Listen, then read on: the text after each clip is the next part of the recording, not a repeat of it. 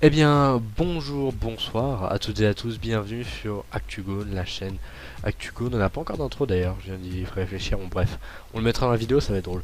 On va donc aujourd'hui parler d'un nouveau sujet, parlant de l'actualité de l'Olympique lyonnais.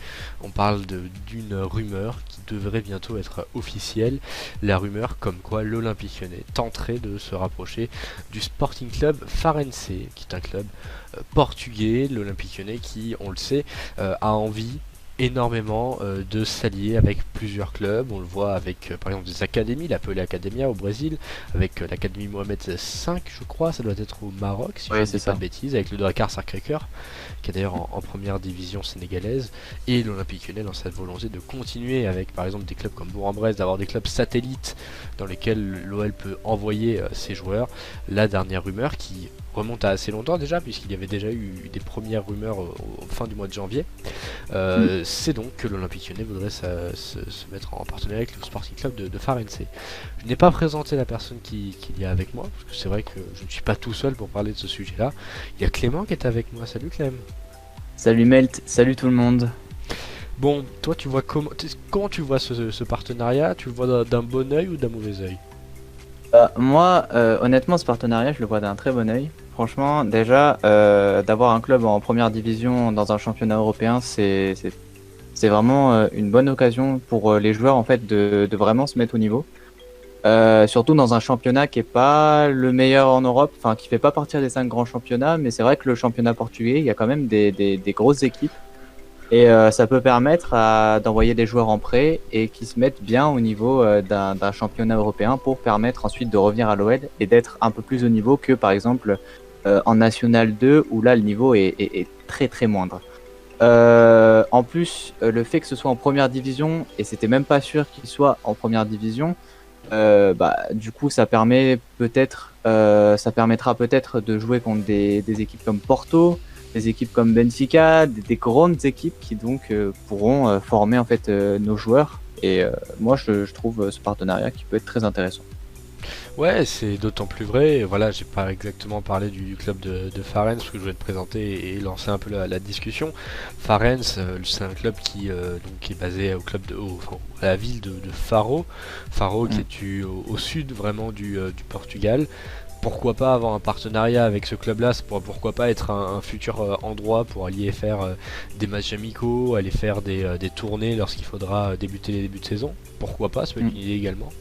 Le Sporting Club Farense est un club qui était cette année en deuxième division, qui est monté cette année en Liga NOS et qui va pouvoir bénéficier donc de ce partenariat avec l'Olympique Lyonnais pour avoir des joueurs prêtés. C'est vraiment le but de ce partenariat-là. C'était un partenariat voilà, qui était déjà à demi-mot fait avec Bourg-en-Bresse ou Bourg-Péronas, c'est pas vraiment. Ouais. Et avec par exemple des prêts comme celui de Théo Ndika, qui d'ailleurs Mm. devrait peut-être revenir au club, on en reparlera dans une autre vidéo. On savait déjà que au 30 janvier, Vincent Ponceau et Florian Maurice, qui étaient à ce moment-là encore au club, étaient allés directement au Portugal pour avancer le dossier de ce partenariat. Finalement, on a vu avec la crise du Covid que tout ça, ça s'est mis un peu en pause, mais finalement, ça devrait donc se réactiver. C'est vraiment, je trouve, un excellent partenariat parce que ça te permet d'avoir un club, donc comme tu l'as dit, de première division, un club qui est dans un championnat qui n'est clairement pas un des meilleurs championnats, mais qui est totalement, on va dire, un championnat respectable. La Ligue NOS c'est le 6 ou Bah 7e ouais. championnat de Europe. Mm. Et c'est d'autant plus intéressant quand on sait l'amour que Lyon a pour les joueurs, on va dire, lusophones, c'est-à-dire les joueurs qui parlent portugais, qui sont les Mhm. Brésiliens, les Sud-Américains en général. Et c'est vrai que d'avoir un pays comme le Portugal, ça peut être vachement intéressant pour l'intégration de jeunes. Je pense à Camilo tout de suite. Exact. Ouais, Le, ouais, ouais. le milieu Parce défensif. Vas-y. qu'ensuite, moi je pense aussi que ça peut faire du coup une bonne marche en fait. Par exemple, parce que de passer de la Nationale 2 à la Ligue 1, c'est souvent très difficile pour les joueurs. On le voit même en ce moment avec tous les jeunes qui risquent de partir par manque de temps de jeu. Je pense à Melvin Barr, à Anthony Rasiopi, à Minguiri, etc. On a plein. Et là, par exemple, d'aller dans un club, certes un promu en Liga NOS, mais pouvoir accéder déjà au niveau un peu plus professionnel que la Nationale 2, où là, évidemment, c'est pas du tout le même niveau. Et comme tu l'as dit, de pouvoir envoyer nos joueurs qui viennent d'arriver, parce que souvent, nous, on aime bien les jeunes Brésiliens. Donc là, avec Camillo, par exemple, je pense que Camillo pourrait très vite être envoyé en prêt la saison prochaine, parce que je le vois absolument pas intégrer le groupe de la Ligue 1 la saison prochaine. Il a clairement pas le niveau. Il vient d'un club de D2 brésilienne. Donc déjà, c'est même pas la D1 brésilienne, c'est la D2. Donc le niveau était déjà assez faible. Donc là, pour qu'il progresse petit à petit, déjà, je sais pas s'il a joué déjà en National 2, mais il a peut-être dû faire quelques Oui, bouts de match, il a fait peut-être. quelques bouts de match, je crois. Il a fait à Et moins c'était peut-être un amical, je sais plus. Ouais. enfin bref, voilà. Et je pense qu'une arrivée au Portugal peut lui faire du bien déjà parce que c'est sa langue, et aussi pour pouvoir petit à petit comprendre le football européen et progresser dans un club, certes pas un très gros club, mais voilà, petit à petit gravir les marches et non pas essayer de gravir une énorme marche qui est déjà la Ligue 1 pour un jeune joueur brésilien, c'est déjà très haut. Voilà, y aller petit à petit et ensuite peut-être revenir l'année prochaine ou dans 2 ans en Ligue 1 et cette fois être pourquoi pas dans la rotation ou même titulaire. Oui, Farense qui a terminé deuxième du championnat de Ledman, je crois que c'est comme ça qu'il s'appelle, Ledman, je sais plus. Je sais pas du tout. Je crois, Enfin, bref. je vais pas dire de bêtises, qui voilà, a terminé deuxième avec 48 Deuxième, ouais. points, derrière le leader avec 50 points, voilà, la Ledman Liga Pro, il me semble que c'est celui-là, c'est la D2 portugaise, et qui donc est le club qui cette année était donc le championnat dans lequel était pensionnaire le SC Farense, qui donc sera probablement le futur club satellite de cette formation lyonnaise. C'est pas le seul club satellite qu'il y a en Europe, enfin en France pour l'Europe, parce qu'il veut dire j'arrive à tourner les mots dans le bon sens.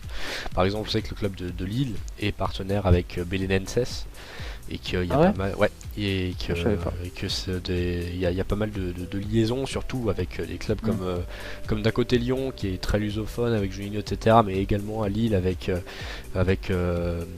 j'ai mangé le nom du directeur sportif, Luis Campos, qui est un excellent directeur sportif et qui lui aussi est portugais. Donc ce sera intéressant de voir comment c'est fait. Intéressant de voir également comment ça va se faire, parce qu'on dit c'est formidable, ça va être exceptionnel, à voir comment ça sera géré. Il n'y a pas de raison que ça se passe mal, mais voilà, c'est un championnat qui offre 6 internationaux, enfin 6 extra-communautaires. Donc ça. Les extra-communautaires, c'est tous ceux qui ne viennent pas d'Europe ou qui ne viennent pas d'Afrique également, parce que l'Afrique compte dans les noms extra-communautaires. Et c'est donc une opportunité, une aubaine si je puis dire, d'avoir un club en Liga NOS qui aura cette possibilité d'avoir 6 extra-communautaires enregistrés et 4 extra-communautaires qui jouent à chaque match sur la pelouse maximum, bien sûr. Et donc ce sera vraiment très intéressant. Maintenant voilà, on sait que Lyon est un club qui a envie énormément de miser sur sa jeunesse. Ça peut être une très bonne manière, on va dire, de mélanger, de faire le bon mélange entre expérience malgré la jeunesse et des joueurs plus expérimentés qui eux continueront de rester et de connaître le club de l'Olympique Lyonnais. Voilà pour cela. Après, moi je pense aussi que ça peut être une bonne occasion enfin de permettre aux autres académies partenaires avec l'OL, comme par exemple, enfin des clubs partenaires comme par exemple le Dakar Sacré-Cœur ou encore l'Académie Mohamed V. Moi je pense que ça peut être des bonnes transitions, parce qu'on sait, comme par exemple la D2 brésilienne, c'est pas des championnats où il y a un niveau élevé en fait, c'est pas vraiment le niveau européen. Et je pense que si par exemple il y a un bon joueur dans par exemple l'académie, enfin le club du Dakar Sacré-Cœur, je pense que même si l'OL le repère du coup et il essaye de le prendre, il ira pas jouer directement avec l'OL, et ça c'est dommage pour lui. Alors que si on a un club qui est satellite et qui peut permettre à la fois de permettre aux joueurs de progresser et en même temps de jouer en Europe avec un club de jouer des gros matchs quand même, parce que si jamais l'OL le recrute et le fait jouer en National 2, c'est vrai que là il y a un peu moins de niveau et la progression va être un peu plus lente, alors que si directement tu le fais jouer dans un championnat européen, certes moins qualifié que ceux de la Ligue 1 ou de la Serie A, etc., je pense que ça peut être un très bon truc. Voilà, moi je pense que ça peut être bien. Surtout aussi pour prêter nos joueurs qui sont en manque de temps de jeu chez nous. Je comprends pas trop pourquoi, mais c'est vrai, ils peuvent être jeunes, voilà, c'est vrai, manque d'expérience, ok, mais on a des talents chez nous et c'est dommage de pas les utiliser et au lieu de les perdre bêtement comme on pourrait perdre Anthony Rachopi ou encore Melvin Barr et tout, pourquoi pas essayer de les faire prêter dans ce club-là et ensuite peut-être pouvoir les récupérer quand ils auront raté de l'expérience dans un championnat européen. Ouais, exactement, et c'était vraiment sur ça qu'on voulait intervenir. Donc, si vous avez apprécié ce format de petite vidéo, à moins que tu aies autre chose à me dire, Clément, à dire aux gens. Oh non, moi c'est bon, moi j'ai assez parlé, je pense. On fera une vidéo parce que je sais que tu as envie d'en parler du centre de formation et de l'académie, de tous ces jeunes qui pourraient peut-être quitter le club. On en reparlera plus tard, parce qu'on a tout l'été pour parler avec le foot qui s'est arrêté en France du moins. Et pourquoi pas peut-être un jour également parler et faire des petites vidéos comme ça pour parler des matchs, pour parler de nos ressentis, pourquoi pas de faire une petite analyse de ce qu'on aura vu pour les matchs amicaux une fois que ces matchs amicaux auront lieu. Pour le moment, Lyon en cherche apparemment, j'ai vu cette information, que Lyon galérait à trouver des matchs amicaux. Bon, il y a toujours les projets de Jean-Michel Aulas pour faire un tournoi avec Saint-Etienne, Lille et le Paris Saint-Germain. Mais bon, on verra comment l'été va se faire à Lyon. Lyon qui a annoncé d'ailleurs au moment où l'on tourne, je crois que c'était ce matin ou hier soir, mais ce matin, le plan qui sera mis en place pour reprendre l'entraînement. Ce sera fait le 8 juin. Voilà, le 8 juin, dans 3 jours au moment où l'on tourne.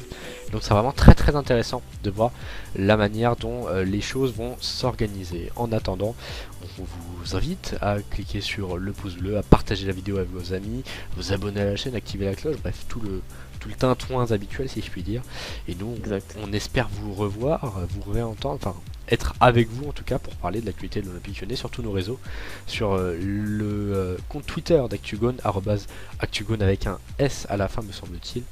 Et on est extrêmement attentif à l'actualité de l'Olympique Lyonnais. J'ai cherché le mot, vraiment attentif, il ne m'est pas venu, c'est terrible. Et on espère qu'on pourra très très vite refaire ces petites vidéos et peut-être pourquoi pas un jour organiser des émissions, des libres antennes ou ce genre de choses. Avec un peu trop. Les supporters lyonnais. Enfin bref, n'hésitez pas également à nous donner votre avis sur ce futur partenariat qui pourrait très vite arriver dans les du côté commentaires, de l'Olympique Lyonnais.